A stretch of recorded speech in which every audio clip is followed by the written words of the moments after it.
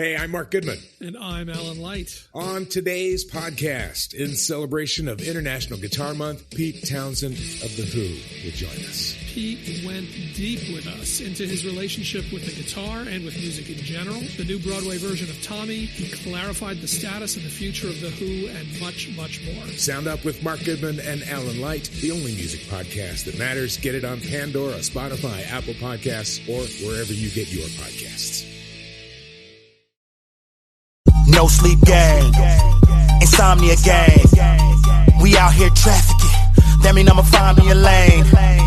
You wanna be celebrities?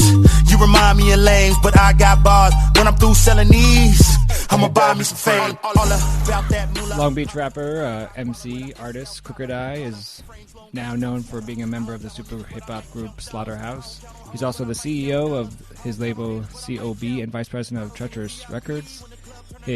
Technically, his debut solo album came out called Apex Predator 2013, and he joins me today on rapstation.com. Yo.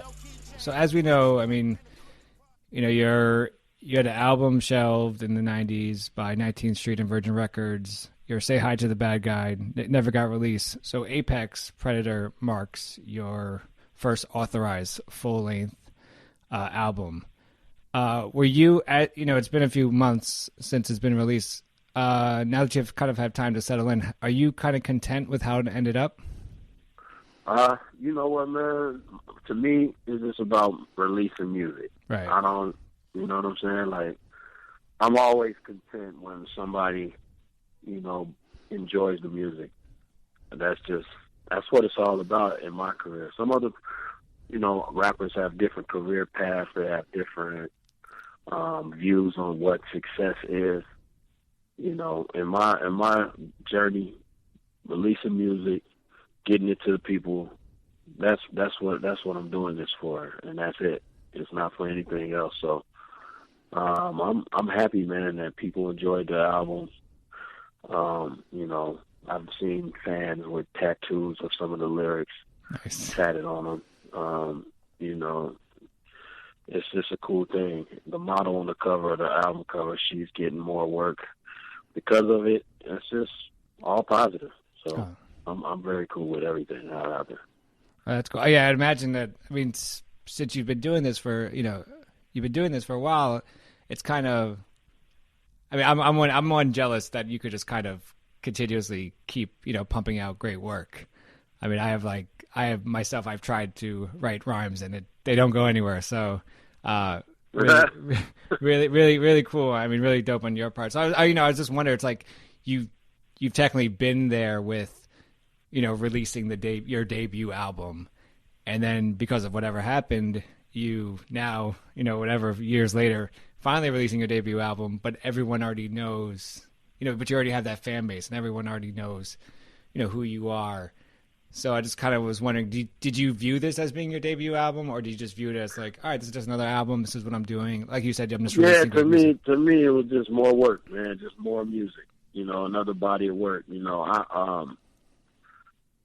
Like when I did the weekly series, when I did, countless mixtapes and countless projects I've been involved in over the years, man, I really don't look at it in the way that maybe, someone else would. I just look at it like more bodies of work to give to the people and hope that they enjoy, period.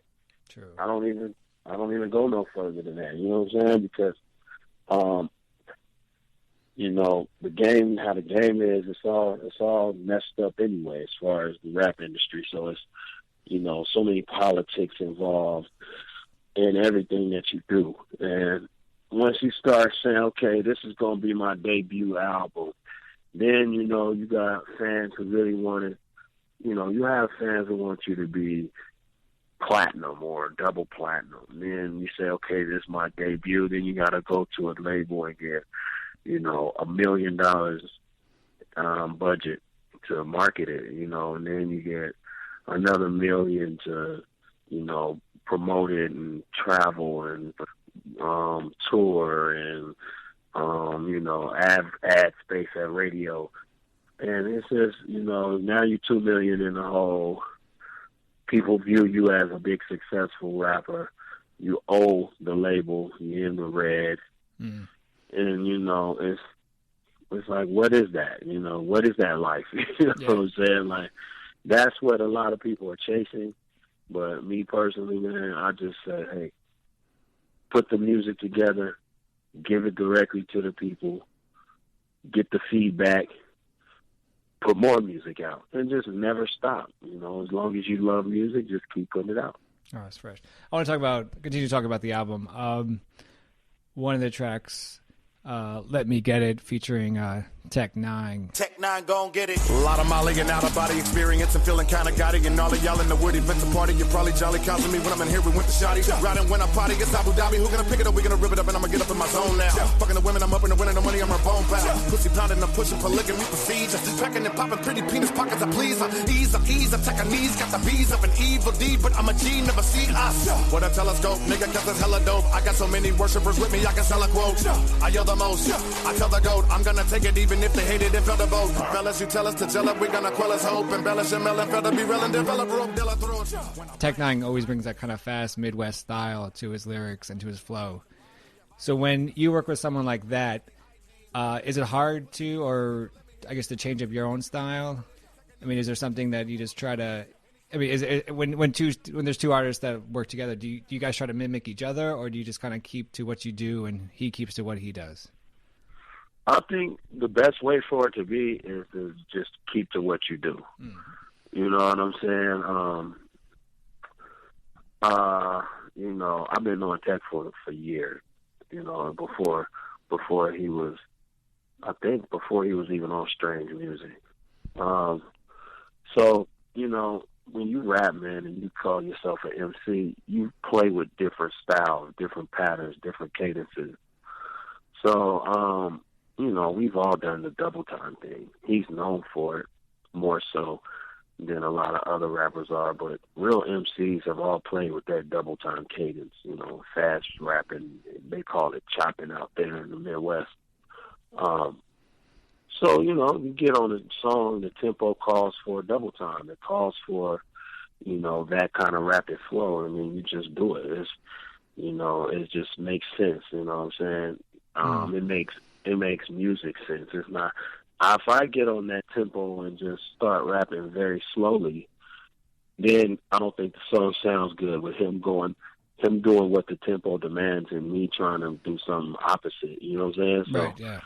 Yeah, it's just like, he's been doing that. I've probably been doing double time just as long as him. So it's not like, you know what I mean, we're trying to match each other. I just think with two MCs that know what the beat calls for. I was trying to, as someone who, once again, wouldn't be able to do double time for the life of me, is there an advantage to being able to, is there an advantage to double time, I guess, rapping in terms of like, being able to, I guess, put more lyrics that you would want to, put into your rhymes as like a double time rapper? You know what? People are kind of impressed by it. Right. You know what I'm saying? Because it takes a lot of breath control and, it takes some quick thinking. So people are like impressed by it. As far as trying to jam more words into your conversation, I don't think so. I think you could get your point across. You know what I'm saying? Slowly, fast, it don't matter. If you know how to get your point across, you can get it across. But people just seem to really like that type of flow. Now you got, a lot of artists doing it. As a matter of fact, Buster, he gets down like that, and Twister, of course, right. Bone Thugs, which Twister I think is possibly the best ever at it.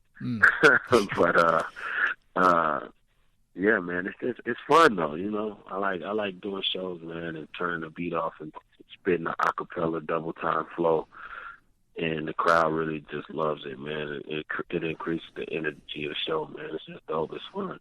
Oh, that's dope. I want to continue with another song from Apex Predator, the song "Nobody Cares" featuring Tina Jones. I got a question for you.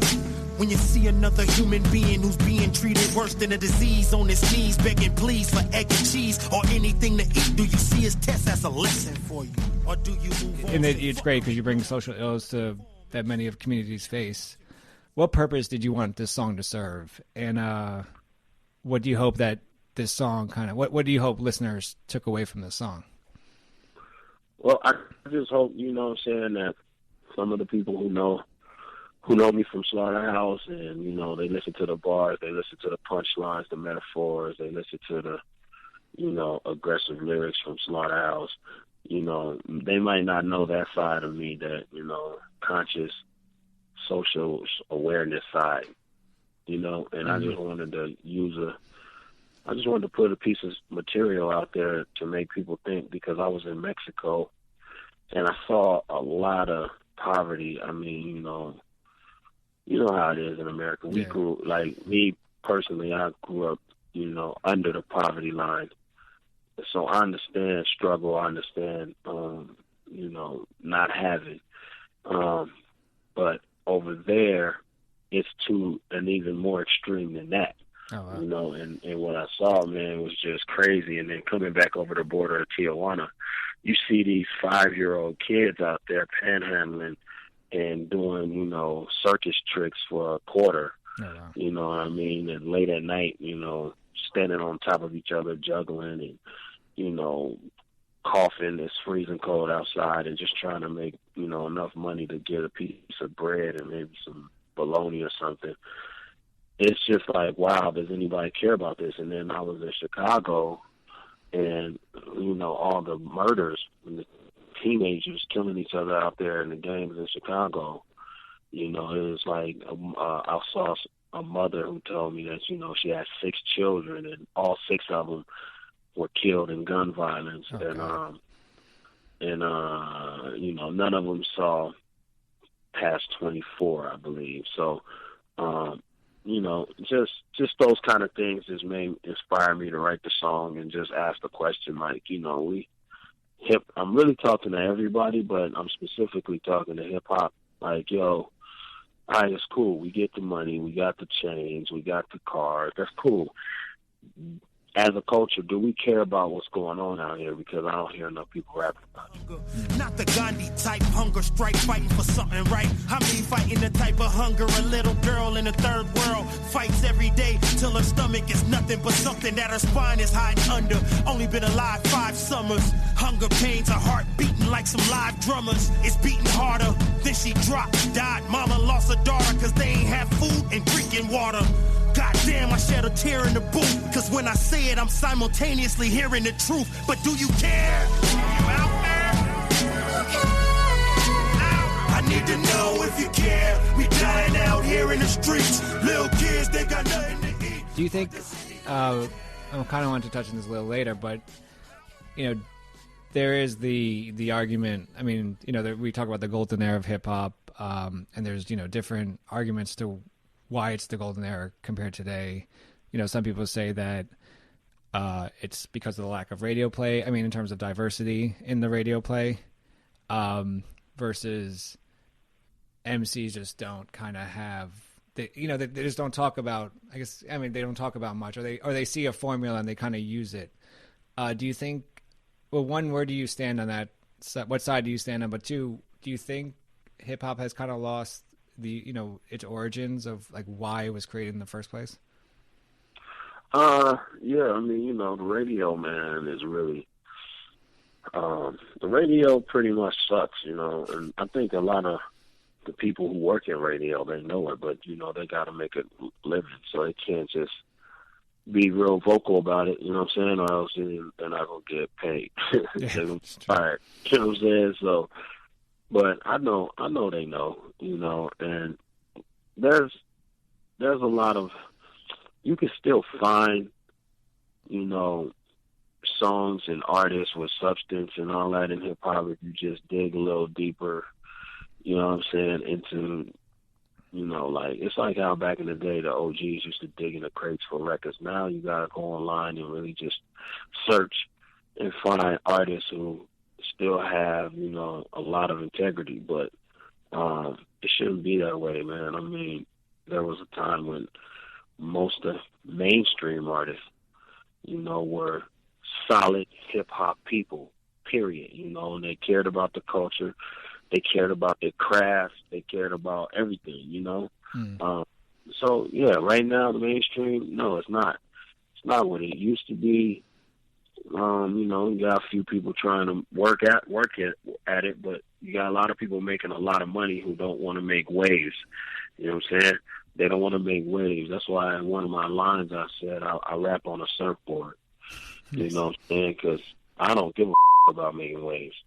I'm just telling the truth. You know, I'm speaking what's real. And hip hop, it definitely is not. It's not in a great place. I hear people saying it's in an awesome place. It's not. And you just touched on that a little bit, but you obviously, I mean, from your music, from your performances with Slaughterhouse, from the albums, you obviously have that talent and the lyrical skills to be, I think, a powerhouse in the music. Right. Why haven't you? I mean, you know, from this like a total like, you know, explaining to me like I'm a 3-year-old point of view. Why haven't you decided to like just go that MTV, you know, hip hop pop music route where you could be like, I could just make this money, do what I have to do, fake it till and I make it, and then just retire? Well, because, man, you know, firstly, I think I'm just in too deep, man. You know, I've lyrically stepped on a lot of people's toes and talked my, you know what I'm saying, over the years. But yeah, you're right. I can go make. Right now, the West Coast is really enjoying this ratchet era, you know, where it's a lot of turn-up music, you know, and it's cool when you're in a strip club. I want to hear that type of shit. I don't want to hear a battle rapper when I'm in a strip club. But that being the only thing that is getting attention, that's what I step back. But see, me, I'm not going to complain about something. I'm going to take action. So I'll just make a project and put it out there and have something to balance it out, or I'll, you know, do other things behind the scenes in music to try to push the progress of the culture. So, you know, that being said, I feel cool, man. I mean, the you know, people don't know, dog. Some of these rappers, you know, that got all these hits out there, they're not living just that much better than me. You know what I'm saying? The ones that's out there tap dancing and, you know what I'm saying? And really, to me, when you're selling your soul, you're going against something that you know morally is not right. Right. Or you know that this is not you. But, you know, for that hit single, you're going to do this anyway. You know what I mean? And hey, that's on you. But I mean, man, I don't live too bad, dog. You know, you know what I'm saying? I'm living pretty cool, and I'm just keeping my music the way that I like to keep my music, and it just is what it is. Now, when one day, when you know they say, hey, we want the realest ever to be to top the charts, then, you know, I'll take that plaque home. Do you think there'll ever be that day? I mean, do you think it will ever go back? Oh, man, I don't know, bro, because, I mean, you know, the politics, man, they thick out there, man. Right. You know what I'm saying? It's thick. I see a lot of it, you know. I'm exposed to a lot of it, and I just sit back and say, wow. It's crazy, you know. It's just, I feel for like rappers, that up and coming rappers, all the that they're going to see. You know, that 19-year-old kid on the stage at the open mic. You know what I'm saying? With a mind full of rhymes and dreams and hopes. He's going to see a lot of because there's a bunch of bad seeds walking around this industry, and some of them got power. You've said in past interviews that, quote, rap is like therapy to me. Do you think MCs are at their best when they draw from personal experiences, or does it really just depend on the MC? Probably depends, man. You know, I just know I am, you know. But it probably depends, you know. But, yeah, definitely for me, it's therapeutic, you know what I'm saying? It's just what it is anyway. Just communication is therapeutic. So just, you know, to put it in music and to connect with other people, it just takes it to a whole nother level of therapy.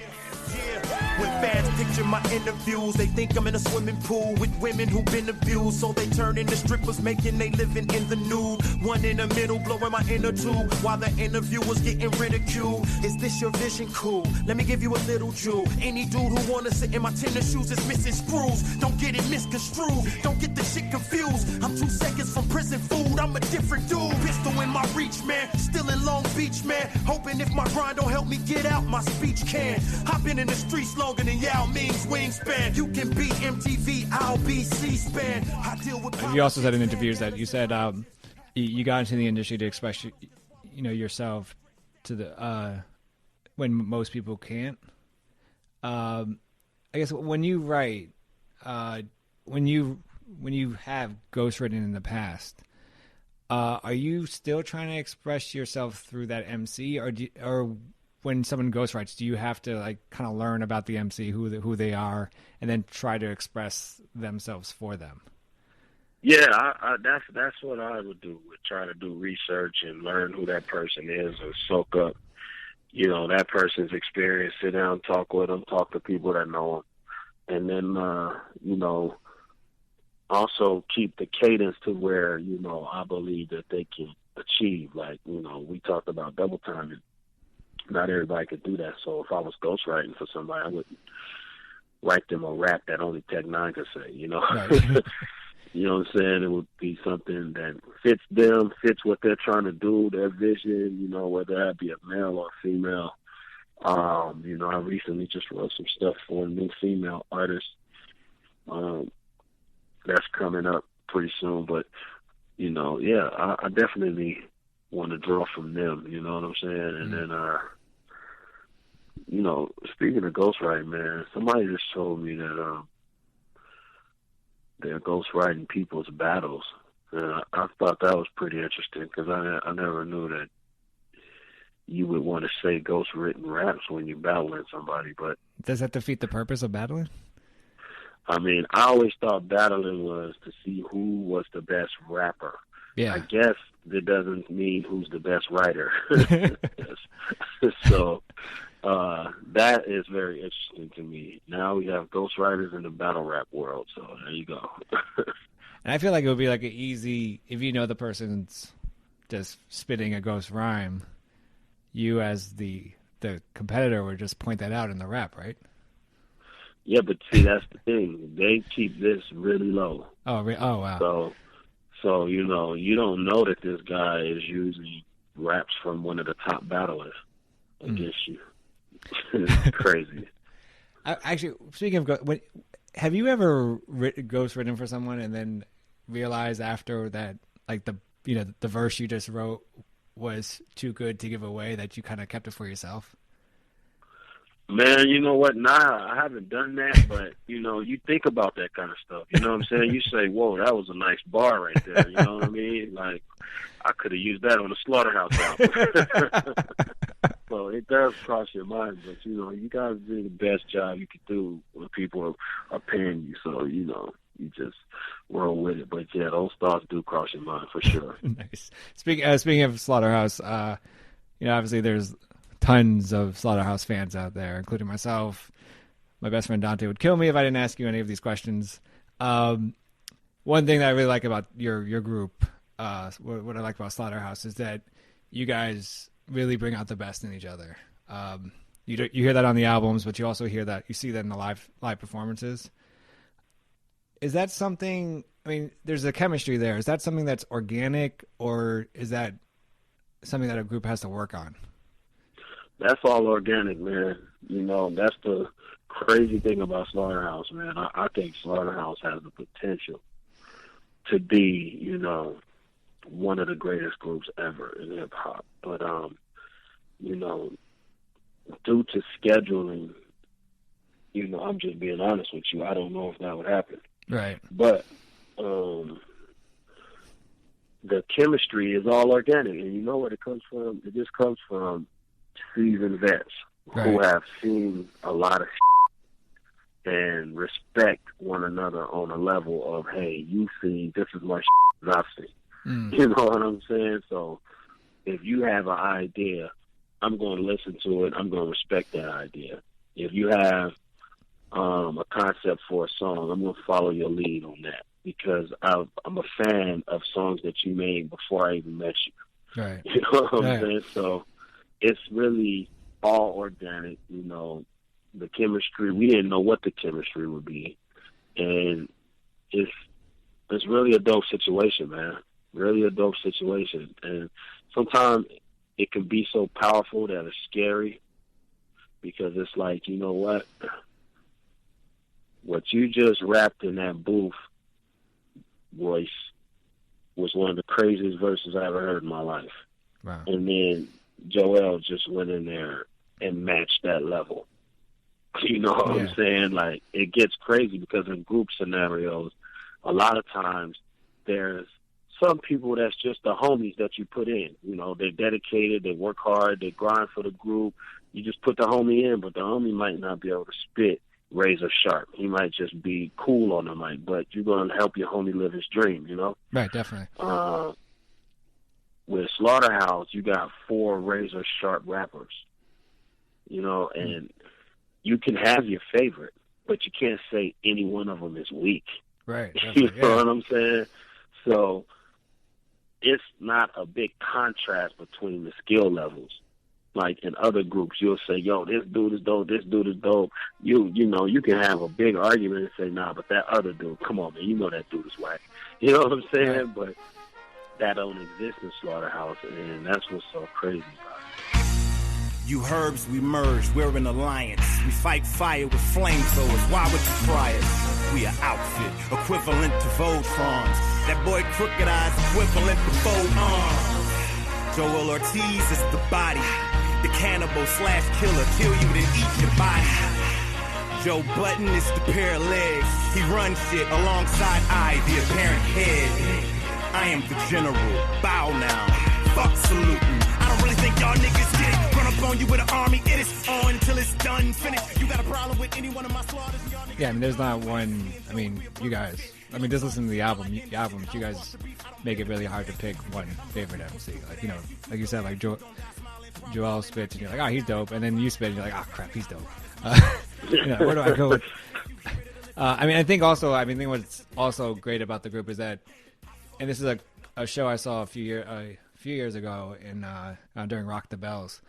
One thing that I liked, and this is the first time I ever saw you guys, was that you guys obviously have a respect for where you're from, the music from the place you're from, and there's that one part of the show where you go, my name is Joel Ortiz, and I'm from Brooklyn.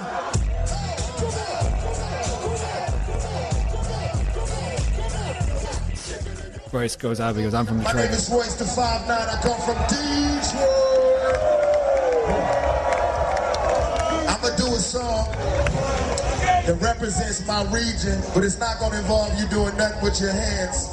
I need you to sing the lyrics to this shit. Let's go. I think all of y'all might know it. And if you don't know it, you should be a fucking shame of yourself and go home and do a lot of fucking hip-hop homework. Shut up, girl, buddy. Frequency. Play my Detroit shit. I know this shit rock the bill. There's one thing I noticed that Joe Budden did during that performance where his face was like, damn, like I wish I wrote that type thing. Right. And you kind of like realize like there's a respect from everyone in that group about the music before them, or even and the music today that they really appreciate. And I think that's what a lot of fans feel about the group. But you could also tell during the shows, and then you could also tell during your the music as well. Word, man. Yeah, if he plays Lose Yourself, yeah, that song, dog, is perfectly. He nailed that, man, as far as going to your first big show, stage, performance when you're, up and coming like that. Man, he nailed that song. I was just telling one of my homeboys, I don't think there's another song that can top Lose Yourself when it comes to describing that experience of entering the stage for your first time being in front of people. You're not in your bedroom anymore rapping against the wall. Your people are staring at you. Yeah. And you know, that up. Speaking of many, continuing with the writing process, I want to talk about the Slaughterhouse writing process, but I also want to talk about, is there, as you mentioned, with the Lose Yourself song, there's never going to be you don't think there's ever going to be a song that could top that type of lyrical content in terms of what he was talking about. Is there one song for you that is the perfect song that like you as a writer try to recreate without copying, like you wish you've done, you know? A song that I wish I'd done? Well, Lose Yourself, yeah. Done. You know what I'm saying? So many, man. I mean, you know, it's because me personally, I'm a big fan of hip hop. Like, so, you know, in all eras and different, coast and region and all that. So that'd be almost impossible to answer. You know, I mean, I wish I made the whole Tupac Me Against the World out. You know what I'm saying? But yeah, so that's hard. But yeah, man. I mean, just like you said, man, it's always good to see, because me personally being on Twitter and looking at other artists when they give respect to other, you know, artists before them, or, you know, artists that are just coming up. It's always a good, cool thing to see that people have a genuine respect for the art. You know what I'm saying? So, yeah, I wish I would have made. There's too many. I can't even answer that. We have to make a mixtape for that or something. Yeah, that would have to be a triple mixtape, triple CD. Nice. Besides obviously the other Slaughterhouse members, are there other MCs out there that you've worked with that kind of bring out the best in you? For sure, Horseshoe Gang. You know, to me, if you put them in the dog fight with any rappers in the industry, I think they come out on top. You know, of course, going to Detroit, you know what I'm saying, being in the lab and seeing, you know, the monster walk in the booth. You gotta be inspired by that, you know what I'm saying? That's kind of like being on the court with Kobe and he's scoring 60 points. You're on the other bench, like, I got to at least put up 40. You know what I'm saying? So, yeah, him for sure. Yeah, man. I mean, I don't really work with a whole lot of artists like I used to. And I don't know why that is. I think when I get in a zone, I like to just work. Right. And my output is kind of quick. And then I get, you know, bored fast. So it's like, if I send somebody a song and it takes them 2 months to come up with a 16, I've already put that song out on the internet. Like, you know what? Let me just go back in here and drop 2 more verses and make it a solo joint and put it out. Oh, wow. So, you know, that kind of thing. But I'm looking to start working with some more artists in the future, though. I know people have asked me to ask you, any chance of doing like more work with like some either Razzcast or Chino XL? That's funny, man. I just somebody just told me that Chino's playing at some spot tonight that I might go by and check him out. But yeah, you know that. You know what I'm saying? Like Raz, me and Raz talk about working all the time. As a matter of fact, you know, he just sent me a joint a week ago, and I laid some vocals on it. I don't know what he's going to do with it, but when it comes out, that'll be a Raz Cook joint. Chino, man, I'm always down to get down with Chino. You know what I'm saying? These are the lyricists over here. You know, Chino's from Jersey, but he's been on the West Coast for the past decade almost. And, you know, these are the lyricists over here. These are the guys, you know, Raz, Corrupt, you know, people like myself. We're the guys who really trailblaze, you know, lyricism, and from the West Coast standpoint, and took it around the world and made people respect the bars that, you know, the West has to offer. And, you know, when you see, and when I see people, responding to Kendrick's Control verse and his whole Camp TDE and how they get down and put their rhymes together, and it just makes me feel like when Corrupt was doing New York, you know what I'm saying? And it's you know what I'm saying? It's like I see that they are really paying homage really to the trail that, people like Corrupt trailblazed that whole thing, you know what I mean? And me and Raz kind of came in right after them and kept that torch up. Now, you got TDE and different cats out here, trying to keep it up too. Cool. You've done a lot of work solo and obviously with the group. What has been for you the most challenging and the hardest song that you've ever written? Man, I don't know, because the Raindrops one was pretty challenging because just the story and reliving the memories. Raindrops and song that we wrote, and I talked about my mom's twin sister being murdered, stuff like that. So that right there was pretty tough. Just the process of getting that all out, saying what goodbye, but it wasn't like time. Like it didn't challenge me time wise. You know what I'm saying? It was just challenging just because of what the content of the music the song was. But I don't really have man. I don't want to sound crazy, but I don't really have no challenges when it comes to that. That's like one thing that I just go and do. You know what I'm saying? Right, totally. So it's like I go in the booth, man, just turn all the lights off in the studio and let me go. Do you, when you write, is it the process you hear a beat first and then write, or do you just kind of have a concept of the song, you write that, and then someone puts the beat to it? Man, you know what I've been doing recently? Well, because I haven't written in a while, because, man, I got so many jobs, bro. You know what I'm saying? Like, I'm pushing my little brothers. I'm, doing this merchandise stuff. I'm doing the Slaughterhouse stuff, doing solo stuff. I got a weekly radio show with DJ Ski. So, I travel a lot, so I don't be having a lot of time, but I don't really need a lot of time. It's like, I listen to a beat. Like, if you say, yo, quick, let's collab, I say, okay, cool.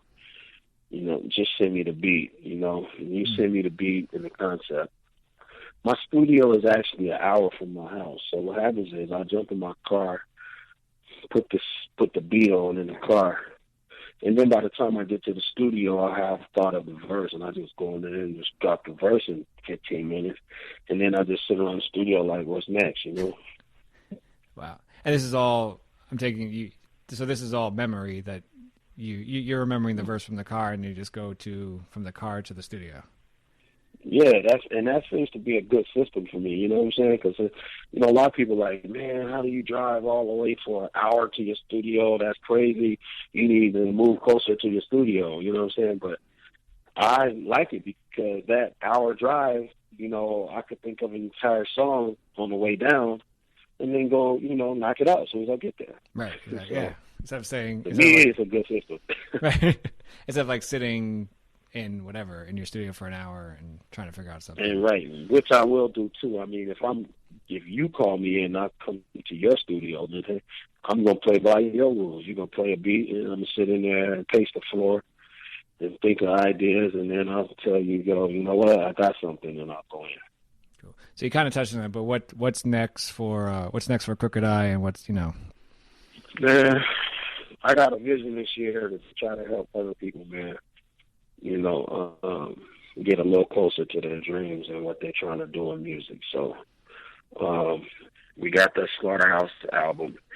I'm going to, devote my full attention to that when it comes out. We're going to go on a U.S. tour, I think, real soon. We'll start sometime after South by Southwest. And then when I get home and things have calmed down on the Slaughterhouse level, I'm going to release Hip Hop Weekly as a book and kind of put some of my thoughts in there of, you know, what I was thinking of through each week when I did the series. And then do some speaking engagements kind of in different colleges, talking about lyricism and trying to, you know, make the next generation or help the next generation and MCs and producers to understand how important lyricism is in hip-hop and being sharp with your craft.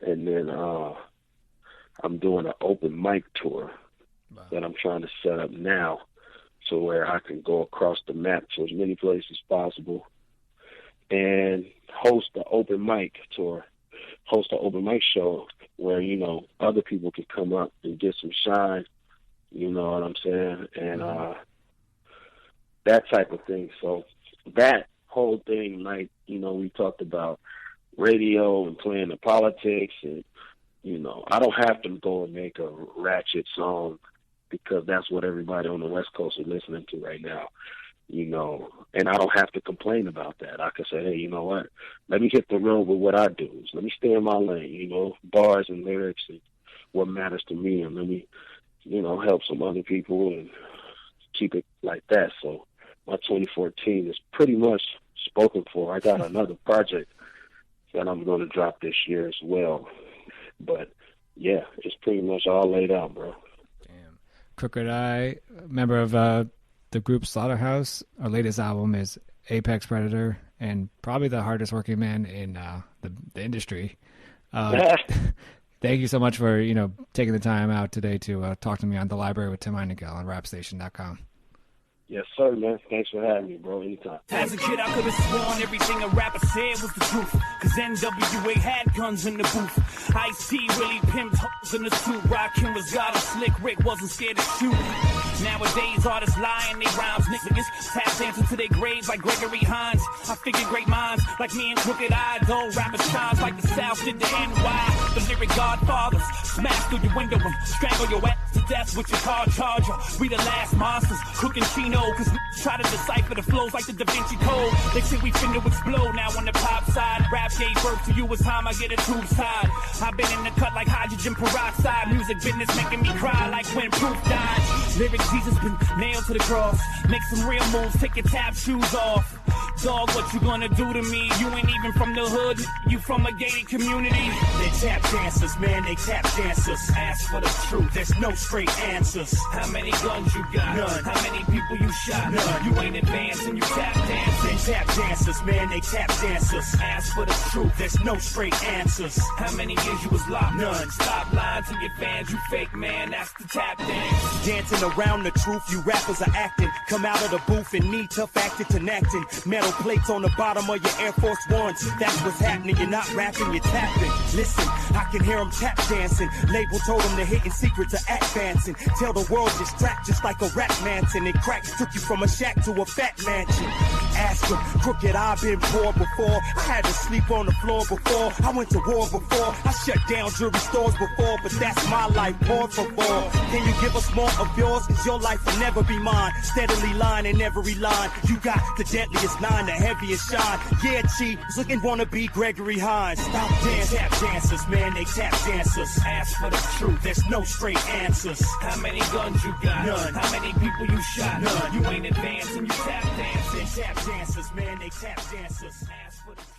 Hey, I'm Mark Goodman. And I'm Alan Light. On today's podcast, in celebration of International Guitar Month, Pete Townsend of The Who will join us. Pete went deep with us into his relationship with the guitar and with music in general. The new Broadway version of Tommy. He clarified the status and the future of The Who and much, much more. Sound Up with Mark Goodman and Alan Light, the only music podcast that matters. Get it on Pandora, Spotify, Apple Podcasts, or wherever you get your podcasts.